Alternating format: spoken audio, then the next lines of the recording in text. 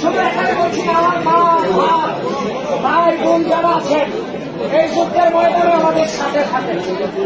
আমরা লড়াই জিতবো, কোনো সন্দেহ নাই, আজকে আমরা জিতবো, অনেকে ভয় পাবেন না। আপনার মন্তব্য জানতে চাই। জি, অসংখ্য ধন্যবাদ আপনাকে। তো আপনি যে ভিডিও ক্লিপটি প্লে করলেন এবং এবং তারও আগের যে ঘটনা, সেটা আমি একটু দর্শকদেরকে রিমাইন্ড দিতে চাই। সেটা হচ্ছে যে আপনারা জানেন যে ওয়াসিম নামে ছাত্র দলের যেই ছেলেটি এই আন্দোলনের একদম শুরুর দিকে যখন শহীদ হলো, সেটা কিন্তু আবু সাইদেরও মৃত্যুর পূর্বে।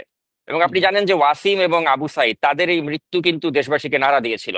তারপরেই কিন্তু মানুষজন রাজপথে নেমে আসে এবং আপনি জানেন যে পরবর্তীতে একটা ব্যাপক গণ অভ্যুত্থানের মাধ্যমে হাসিনাকে পালাতে হয়েছিল। তো সেজন্য এখানে ছাত্র দলের ভূমিকাকে আসলে কোনোভাবেই কিন্তু খাটো করে দেখার অবকাশ নেই।